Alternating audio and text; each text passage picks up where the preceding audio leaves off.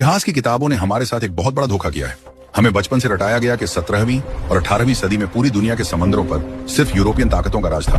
British east India company और पुर्तगाली साम्राज्य, उनके पास 50-50 भारी तोपों वाले पहाड़ों जैसे विशाल जहाज थे। दुनिया का कोई भी देश उनके आगे समंदर में टिक नहीं पाता था। उन्हें लगता था कि समंदर उनके बाप की जागीर है, लेकिन कोई ये नहीं बताता कि भारत के पश्चिमी तट पर अरब सागर के काले पानी में यही अंग्रेज और पुर्तगाली अपने जहाज उतारने से खौफ खाते थे, क्योंकि उन गहरी लहरों के बीच एक ऐसा हिंदुस्तानी उनका इंतजार कर रहा था जिसे खुद अंग्रेजों ने अपनी सरकारी डायरियों में नाम दिया था द डेविल ऑफ द सी, यानी समुद्र का शैतान।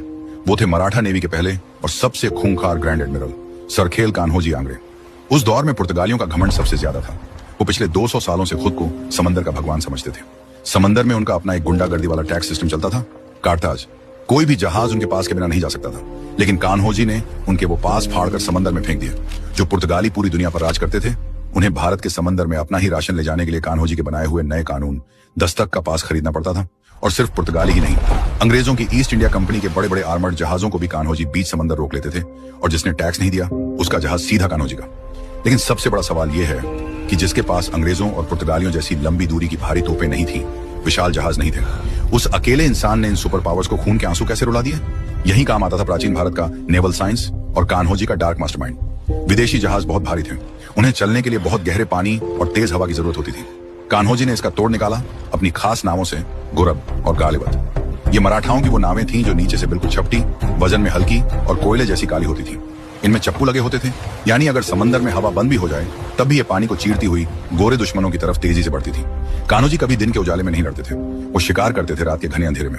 जब हवा बंद हो जाती, विदेशी जहाज समंदर में फंस जाते, तभी कान्होजी की काली नावें उनके ब्लाइंड स्पॉट, यानी जहाज के पीछे का वो हिस्सा जहां तोपें नहीं घूम सकती, वहां आकर चिपक जाती।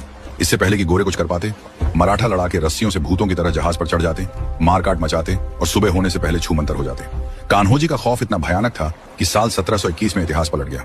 पूरी दुनिया पर राज करने वाले दो सबसे बड़े जानी दुश्मन अंग्रेज और पुर्तगाली एक हो गए, सिर्फ और सिर्फ इस एक अकेले हिंदुस्तानी को मारने के लिए।